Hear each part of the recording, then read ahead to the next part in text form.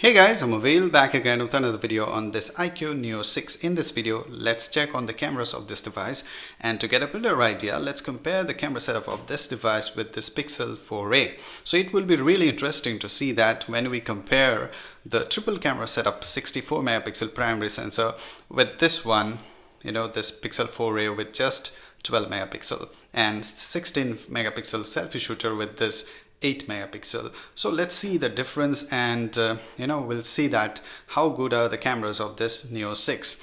Now if you're thinking of buying this device, then I believe that this video is going to help you, and if it does, then don't forget to like, subscribe and share your thoughts in the comments. So I'm not going to bore you with the specs, so simply let's jump into the samples and we'll see that how significant is the difference. Okay, so let's get started with the video samples first. So guys, you can see that two samples from the front camera of these two devices. This one, the right one, is Pixel 4a, and this left one is this Neo 6. Okay, you can see that apparently you can check it out that the video from this Neo 6 is quite sharp, and the details are actually better, I can say. Whereas this Pixel 4a, you can see the difference because of the lower megapixel. Details are not that good, and particularly if you see, Neo 6 has focused on my face very well, whereas this one is a bit washed out, I would say. Now this sound that you are listening is from Neo 6. Okay, now let's switch to Pixel 4a and you let me know the difference. You can check the dynamic range here. In terms of dynamic range, both are okay, I would say. They're not that great, both are equally okay, I would say, quite average. I'm working fast now. Now the sound that you're listening now, this is from the Pixel 4a. Okay, now you let me know if there is any difference, and I'm not using any gimbal, I'm just using my hands, so you let me know the stabilization. Now let's check the color shifting. Yeah, and one other thing is that this Pixel 4a has some kind of warmer tones. If you check my the complexion, the skin tone, whereas this Neo 6 is actually looking, I think it is natural. Yeah, let's work faster to check the stabilization again, so you let me know which one is doing better. So guys, now these are the 4K samples from the rear cameras. The Neo 6 can go up to 60 fps, whereas Pixel 4a can record at 30 fps 4K videos. Now here you can see that the dynamic range is looking a bit better, I would say, in Pixel 4a compared to Neo 6, but the colors and details, they are better in, I can say, in Neo 6. Okay, now both of these, they come with OIS, but we'll be checking that in 1080p videos after this. Okay, now let's check on the focus. This is the Neo 6. It is struggling. Yeah, to some extent I can say that this Pixel 4a is doing better, but it is also quite average at in 4K. Now let's walk faster to check the stabilization, and here I can say that Neo 6 is actually doing better. Yeah, to be honest. Yeah, you let me know. I'm working faster now, and I'm switching the audios so you can check the audio capture as well. Okay, the quick shifting is, I can say, it is a bit better in Pixel 4a. Now also let me know which one is recording the sound better. I'm working again faster to check the stabilization. Now we'll be checking on the stabilization in 1080p. Okay, so what do you think about it, about the dynamic range, overall video quality of these two devices? Let me know in the comments. Now let's check the OIS in 1080p. Now these are at 1080p 60 fps. Now you can see that the Neo 6 in shifting, if you shift the camera quite fast, then it is a bit jerky, I would say. Yeah, it's not that smooth if you compare it with the Pixel 4a, but I can say that the dynamic range is looking better at 1080p on this Neo 6. Now let's check the autofocus here again. So you can see that again Neo 6 is struggling. To some extent this Pixel 4a is better. Here you can see that. Here you can see that it is struggling a bit here. So focus is an issue with this Neo 6, particularly the quick autofocus. Now let's you know, work faster. I'm switching the sound so you can check the audio recording.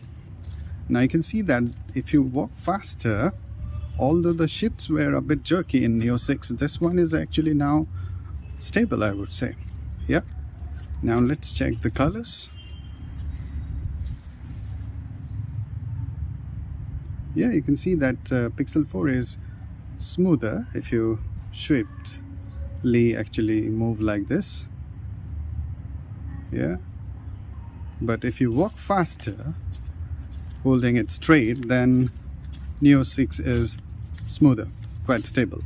Okay, so now let's check on the image quality, and you let me know about the video samples in the comments. Which one is doing better according to you? So first of all, let's start with some window selfies. Here you can see that the Neo 6 has better details. All the color reproduction is a bit artificial. You can see this, the t-shirt is looking a bit different, but it can handle exposure very well. You can see that where Pixel 4 is struggling. And if you take indoor in a bouquet, here again Neo 6 is doing better. If you go outside, you can see that Neo 6 has better details. The sharpness is looking really good. But although to some extent the dynamic range is better in Pixel 4a, but the detailing is really poor. Here again you can see that Neo 6 is doing better. Again, as I told you, the exposure is really well handled by Neo 6. So Pixel 4a is struggling here, and overall detailing is far better in Neo 6. So in selfie, Neo 6 is the clear winner. If we compare the portrait shots with bokeh effect of these two front cameras, here you can see that Neo 6 is actually doing better job. It can handle the exposure really well compared to Pixel 4a. It has better focus on the main object. The depth effect is also looking not that artificial. Plus the edge detection is also good. If you check the photos from Pixel 4a, it is actually looking a bit washed out. So in terms of front portraits, Neo 6 is actually doing a really good job here. But if you switch to rear portraits, here you will see the difference. Here Pixel 4a is actually doing better job because it can focus on the main object. The overall depth effect is looking better, whereas Neo 6 is actually struggling here. Although details are there, but the depth effect is not there. And even if you take non-human objects, you can see that Pixel 4a is actually doing good job. The Neo 6 is having a bit of oversaturated colors. The details are there, but the depth effect is not well produced if you compare it with Pixel 4a. So in terms of rear portraits, I can clearly say that Pixel 4a is actually doing a better job compared to this Neo 6, which is a bit below average.